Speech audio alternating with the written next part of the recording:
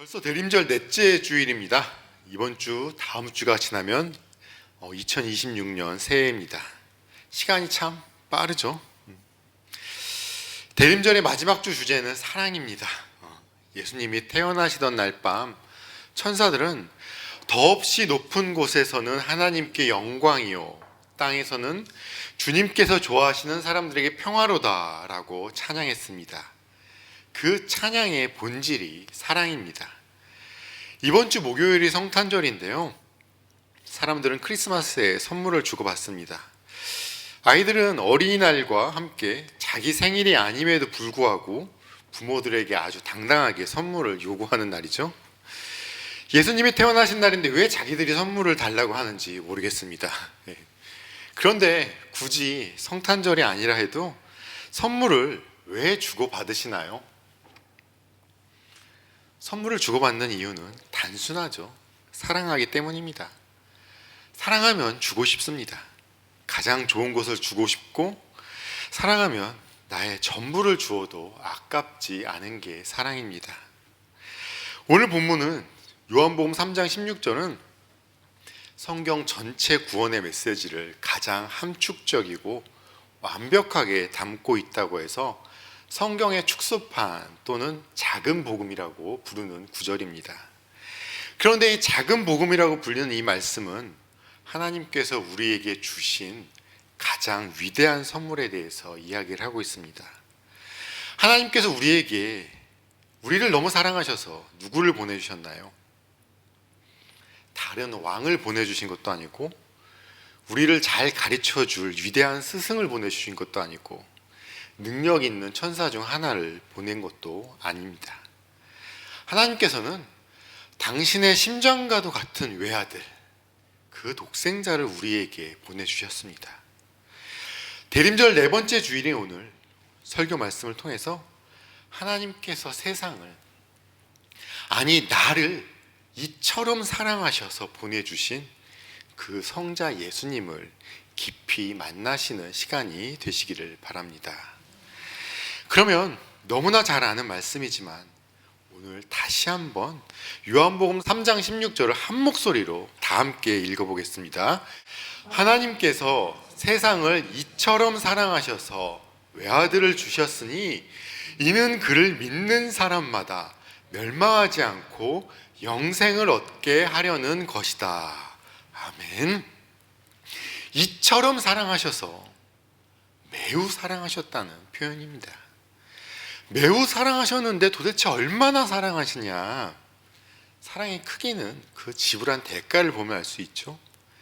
외아들을 주셨으니, 외아들을 우리에게 주실 만큼 우리를 사랑하셨다면 도대체 얼마나 우리를 사랑하신 걸까요? 사랑의 반대말이 뭐라고 생각하세요? 미움? 아닙니다.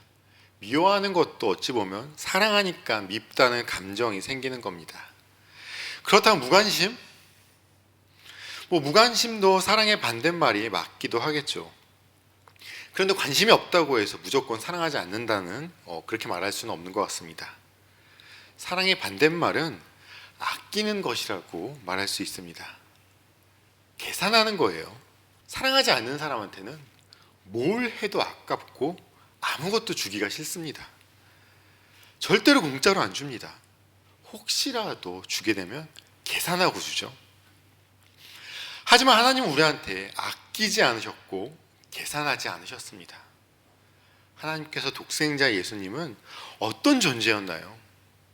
하나님과 예수님은 영원 전부터 함께 계셨던 바로 그 하나님의 본체이시고 하나님의 전부이신 분이십니다. 그런데 하나님은 그 아들을 세상에 주셨습니다. 여기서 말하는 세상이 어떤 세상인지 아세요? 경치가 아름다운 자연이거나 착한 사람들이 모여 사는 곳이 아니에요. 어떤 세상이냐면 죄로 타락해서 하나님을 등지고 하나님과 원수져서 대적해 싸웠던 어둠이 지배하는 곳을 말합니다. 그런 세상입니다. 우리 성도님들께서 자녀가 있으신 부모님들은 한두 번쯤 경험이 있으실 겁니다. 자녀가 아프면 차라리 내가 아프거나 내가 대신 죽는 게 낫지 내 자식이 고통받는 것은 차마 볼 수 없는 게 우리 부모님들 마음 아니신가요? 만약 누군가가 우리 성도님들께 당신의 자녀를 희생시키면 원수를 살릴 수 있다 그렇게 제안한다면 그렇게 할 부모가 세상에 어디 있겠습니까? 단 한 사람도 없습니다. 그러나 하나님은 우리를 살리기 위해서 그냥 평범한 우리도 아니고 원수 되었던 우리를 구원하시기 위해서 가장 소중한 외아들을 이 땅에 보내셨고 그리고 십자가의 죽음으로 내어주셨습니다. 바로 이것이 성탄절에 느끼셔야 할 그 성육신의 무게입니다. 성탄절은 단순히 아기 예수님이 태어나신 그런 생일 파티하는 그런 날이 아닙니다.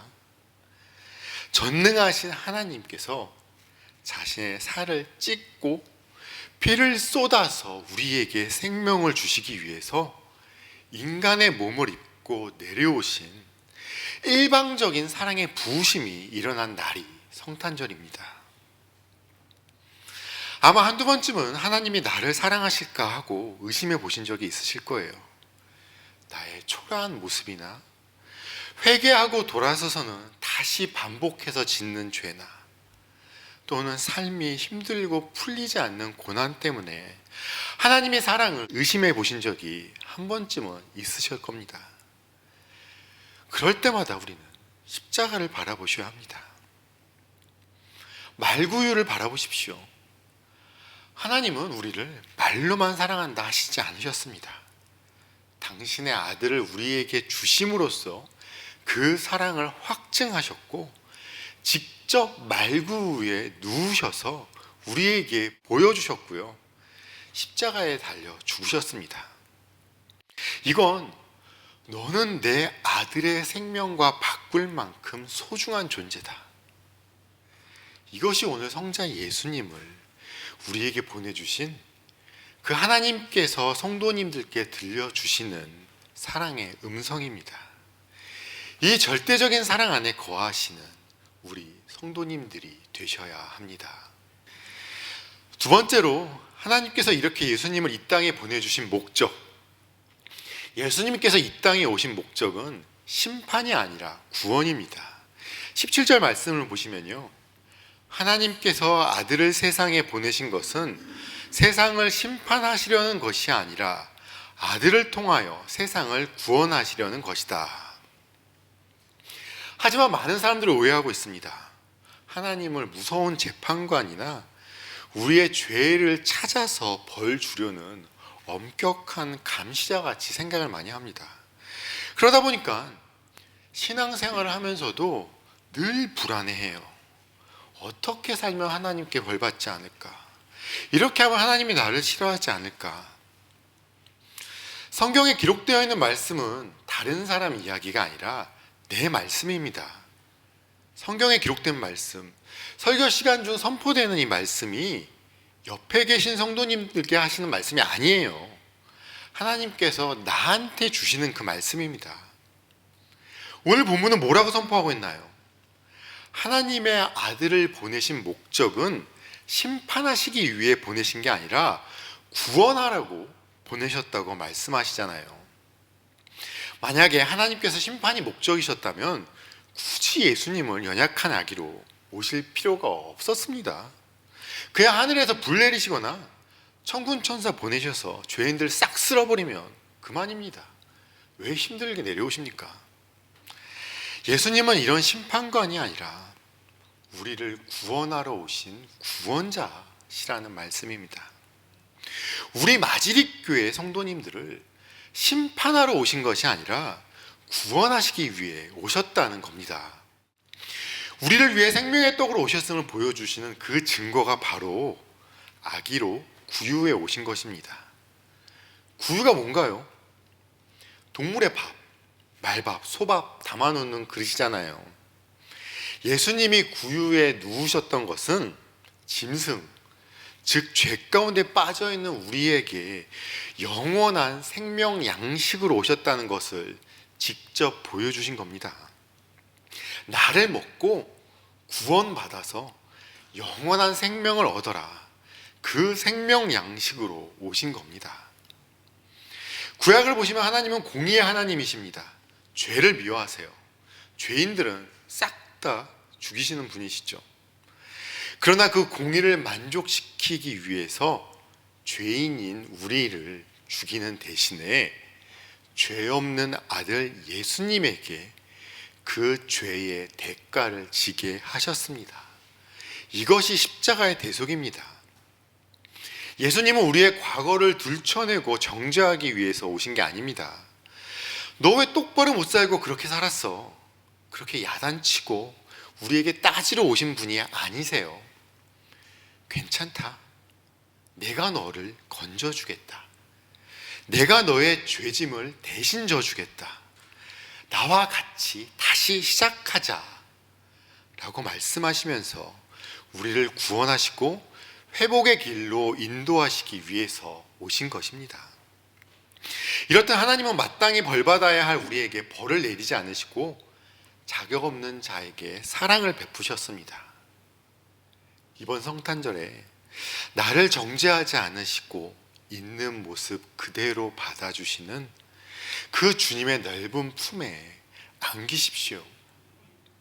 나의 약함과 나의 실패, 나의 부끄러움까지도 다 아시고 무엇보다 죄 가운데 빠져있던 우리에게 내가 너를 구원하러 왔다 말씀하시는 그 하나님의 사랑 앞에 우리의 모든 두려움을 내려놓으시고 찾아오시는 그분을 내 마음속에 맞이하시기 바랍니다.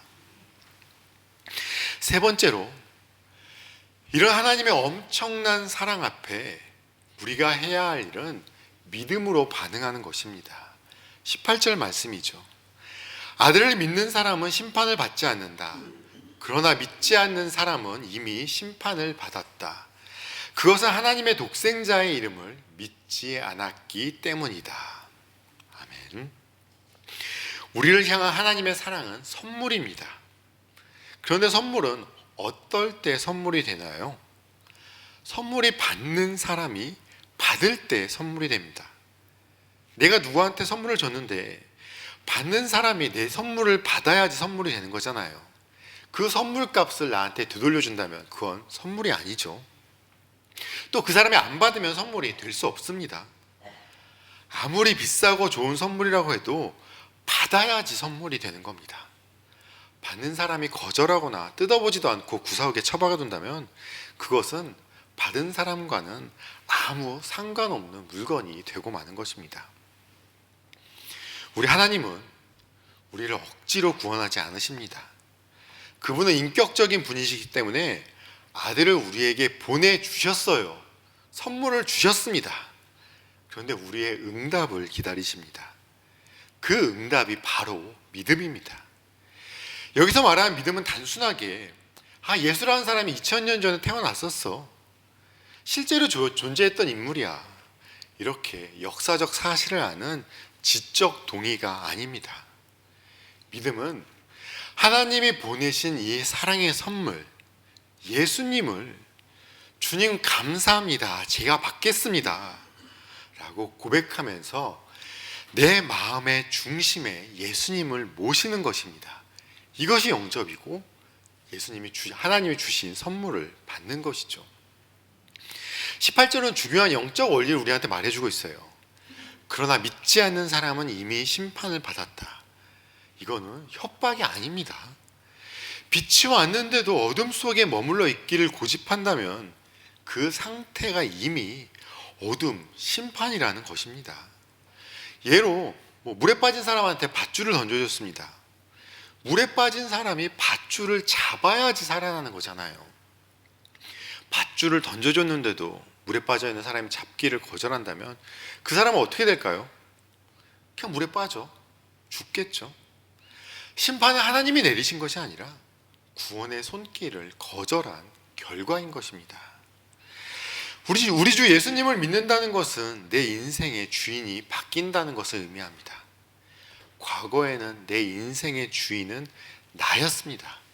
내 욕심과 내 계획대로 살아왔어요. 그런데 그 결과는 어땠나요? 채워지지 않는 공허함, 불안, 허무만 남았죠. 그러나 이제 나를 위해서 목숨까지 내어주신 그 사랑을 믿고 예수님을 내 인생의 왕으로 구원자로 모시는 순간 우리에게는 영생이 주어지는 겁니다. 영생은 단순하게 죽어서 천국 가서 영원히 사는 것만이 아닙니다. 지금 여기서부터 하나님의 생명으로 살아가는 것, 하나님의 자녀로서 누리는 그 풍성한 삶, 사망 권세가 건드리지 못하는 승리의 삶을 의미합니다. 혹시라도 오늘 설교를 듣는 분들 중에 아직 예수님을 인격적으로 만나지 못한 분이 계시다면, 또는 머리로는 알겠는데 가슴으로 그 사랑을 느끼지 못하는 분이 계시다면, 하나님의 사랑은 아직도 유효합니다. 지금도 유효합니다. 그분은 여전히 팔을 벌리고 기다리고 계십니다. 내가 너를 이처럼 사랑한다. 내 아들을 줄 만큼 너를 사랑한다. 이 고백 앞에 믿음으로 반응하셔야 합니다. 지금이라도 마음 문을 열고 예수님을 받아들이셔야 합니다. 그러면 삶이 심판에서 생명으로, 어둠에서 빛으로 옮겨지는 그 놀라운 기적이 일어날 것입니다. 그리고 대부분 우리 성도님들은 이미 예수님을 믿고 계시는 분들이십니다. 예수님을 믿는 우리는 이 사랑에 빚진 자들이라는 것을 반드시 기억하셔야 합니다. 우리가 받은 사랑이 너무나 크기 때문에 우리만 간직하고 있을 수 없는 것이죠. 요한일서 4장 11절은 말합니다. 사랑하는 여러분, 하나님께서 이렇게까지 우리를 사랑하셨으니 우리도 서로 사랑해야 합니다. 대림절은 사랑을 실천하는 기간입니다. 나에게 주신 그 용서의 사랑으로 나에게 상처 준 형제 자매나 가족이 있다면, 친구가 있다면, 내 옆에 이웃이 있다면 용서하십시오. 그리고 나에게 주신 그 희생의 사랑으로 이웃을 섬기십시오. 그것이 성자로 오신 예수님을 기쁘게 맞이하는 길입니다. 용서가 어렵나 봅니다. 아무도 아멘을 안 하시네요. 우리 주 예수님께 마음을 달라고 구하십시오. 네. 오늘은 대림절 마지막 주일, 사랑의 주일입니다. 성탄은 우리가 하나님을 찾아가는 날이 아닙니다. 하나님이 우리를 너무나 사랑하셔서 우리를 포기할 수 없으셔서 친히 인간이 되어 찾아오신 날입니다. 하나님은 우리를 사랑하셔서 독생자를 아끼지 않고 주셨습니다. 그 사랑이 우리를 살렸고 우리를 심판하신 것이 아니라 구원해서 안아주셨고, 그 사랑을 믿음으로 받아들일 때 우리는 지금 이 순간부터 영원한 생명을 얻습니다. 우리 성도님들의 마음속에 내 뒤에 켜져 있는 이 트리보다, 장식되어 있는 이 불빛들보다 비교할 수 없이 밝게 빛나는 우리 주 예수님의 사랑의 빛이 켜지길 바랍니다. 세상이 줄 수 없는 위로, 그 어떤 고난과 아픔도 끊을 수 없는 하나님의 사랑이 우리 성도님들을 붙잡고 있음을 기억하십시오. 사랑하는 우리 마지립교회 성도님들, 자격 없는 나를 위해서 가장 귀한 아들을 내어주신 하나님의 그 사랑 앞에 감사합니다 주님, 사랑합니다 주님, 나의 주님을 믿습니다 라고 고백하시면서 나아가시기 바랍니다. 하나님이 세상을 이처럼 사랑하사 독생자를 주셨습니다.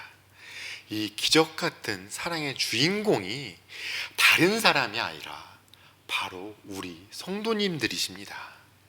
이 거룩한 성탄의 축복이 성도님들 모두에게 임하시길, 또한 우리 성도님들을 통해서 세상에 전해지기를 우리 주님의 이름으로 축원합니다.